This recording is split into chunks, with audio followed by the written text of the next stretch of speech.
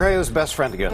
Yeah. She looked at your forecast and saw it was good. Her It and a lot was of us. cold and windy today. And you know, tomorrow's going to be even windier. Oh, And it's great. going to feel colder, and there's a small chance of rain. Okay, she's iffy now on the best friend thing. We're no longer friends. Well, hang on, because we are going to get to what you want to hear. Great. In fact, I'm going to start with that. I'm going to skip past what's probably the more important stuff to discuss right now, which is the fact that we have a wind advisory tomorrow, to show you the long-range forecast, which shows a high degree of confidence of temperatures climbing well above average. Let me put a little perspective and timing on this. If we use our inland valleys, where we'd feel warm up more than anywhere else, average daytime high right now is 69. You've been living in the upper 50s like forever. I mean, you've probably even thought that was average for this time of year. It's not. We've been well below average for a while. In fact, for the next couple of days, we're still going to be there, 60 degrees for the daytime high.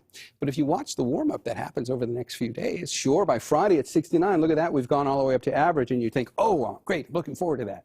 Saturday's what we're waiting for. That's when the number's going to jump to 76. For inland locations. So that we'll see that in the 7-day forecast, and we'll do it for all our microclimates. All right, let's talk about what has to be the more near-term important part of the conversation. There's a system right now bringing some rain to northernmost California. If we put it into the futurecast, we will see a few of these showers try and hold together. You might get a drop of rain between now and the end of tomorrow, but you're going to get way more blue sky than anything else. These are really scattered. They're hit and miss. They don't amount to much. The real issue with this is the wind. And to just kind of cover, today did feel cold and breezy. I mean, North Bay Valley is more so than just about anywhere else, where gusts are in the mid-20s. Everybody else is like 15 to 20. Here's how tomorrow's different. Watch the color shades go up a couple of degrees, and the numbers climb. So this is tomorrow in the afternoon. Now we've got an issue. These are wind gusts in the mid-40s along the coast and mid-30s everywhere else. When you get into those mid-40s, that's strong enough the National Weather Service has issued a wind advisory. For the coast, it also includes the city. Time frame on this is pretty much all day tomorrow. I could say 5 a.m. to 11 p.m. I could just say all day.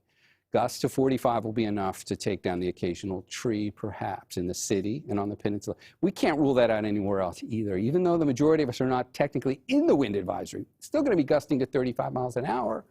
And the ground's still saturated, and the trees are still drought stressed from the previous few years, as odd as that sounds, although they've gotten a nice drink of water over the last few months. Okay, if we take a look at the morning lows tomorrow, it's still kind of cold in the mid-30s in the North Bay Valleys, low 40s just about everywhere else. And when we look at the daytime highs, these come with a huge caveat. Upper 50s is only what the thermometer will read. What you're going to feel is more like low 50s because there's going to be a 30-mile-an-hour wind on this. You've got to factor in a wind chill. So tomorrow is a little less comfortable than today was. Look, it's going to keep snowing in the Sierra this whole time. About another foot and a half coming. Even though we get scattered showers, they get consistency in terms of the light rain falling, and it gets 2 more days to add up to 2 more feet. So here's that 7-day forecast. We spotlighted the inland valleys for the East Bay, but San Jose, you're going to 76 too. Oakland's going to 70. The city will go to the mid-60s by then, and there are our microclimates where we see those mid-70s. Okay.